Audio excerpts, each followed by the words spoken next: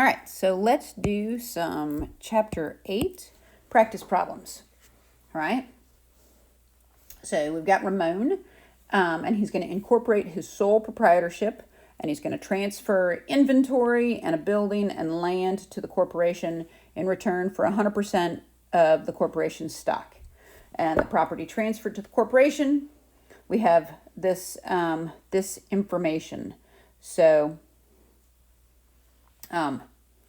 these should be over 1. So I didn't notice that when I started this. So let me relabel really quick. So our fair market values are here, and our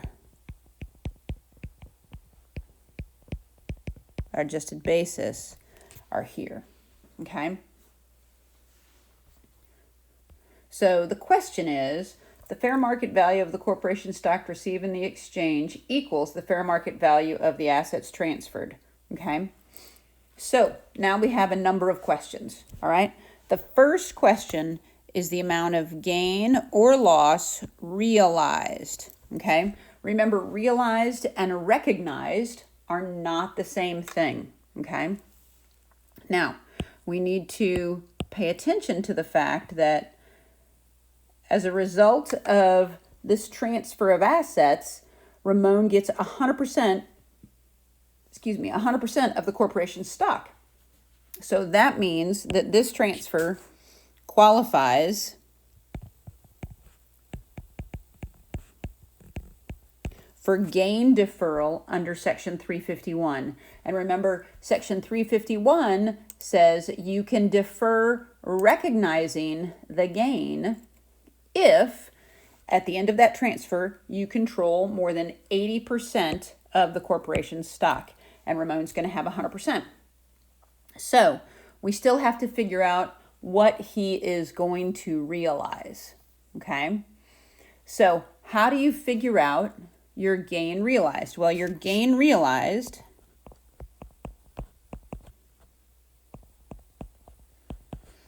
is always equal to the amount received plus any liabilities that are assumed by the transferee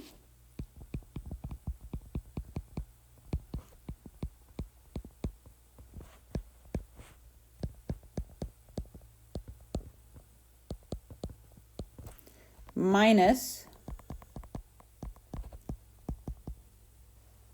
selling expenses minus any liabilities assumed by the transferor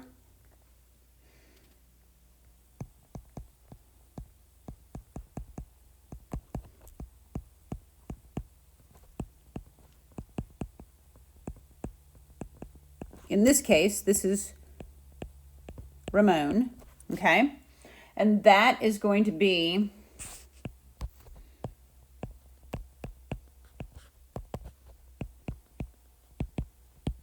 your amount realized, okay? So what do we have to look at? Well, we are told that the fair market value of the stock is equal to the fair market value of the stuff that Ramon transferred. So this is the fair market value of our stock. So our amount received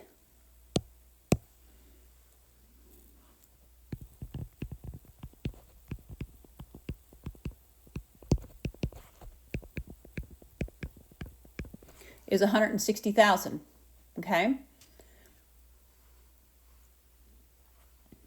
How do we figure out gain or loss? Well, now we have to subtract out our adjusted basis. And our adjusted basis is $84,000. So our amount realized is a gain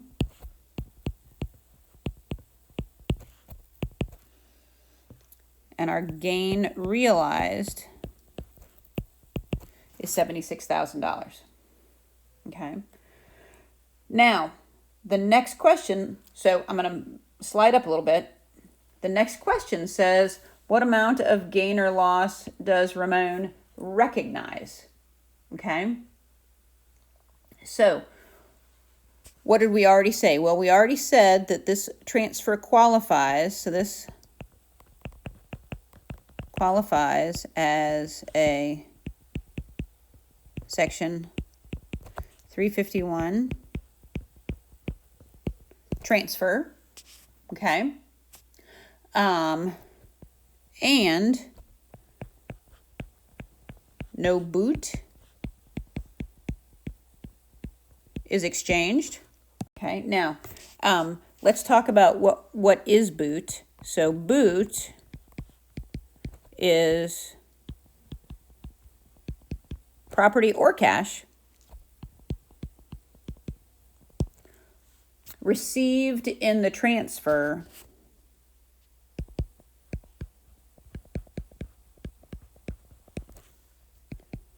that is not stock of the corporation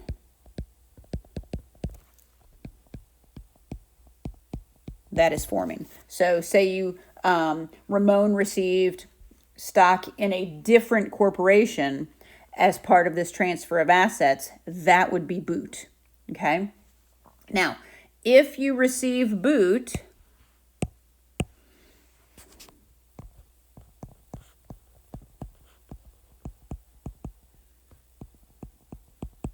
that triggers gain recognition. Okay, not loss, but gain recognition, to the extent that you have the lesser of the gain realized or fair market value of the boot. So if you receive boot, then you recognize gain equal to the lesser of gain realized or boot received. Okay. So in this situation, what amount does he recognize? The answer is, let me change colors here. So he recognizes 0 gain, okay, or loss. All right. And then finally, what is Ramon's basis in the stock that he receives? Okay. So when you have these tax deferred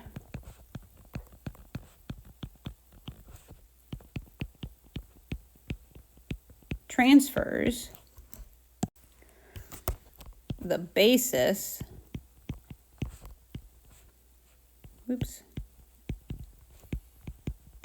in the stock received is equal to the substitute basis, okay?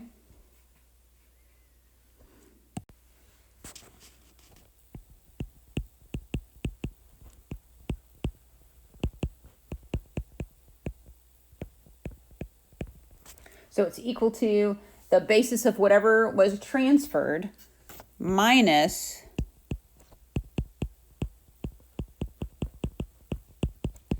any liabilities that were assumed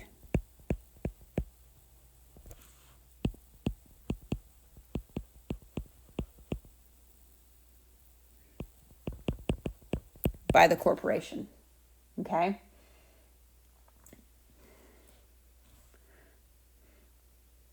All right. So what is the basis in the stock he receives in this situation? The basis in the stock he receives in this situation, since there were no liabilities in the mix, is just the basis of the assets that were transferred.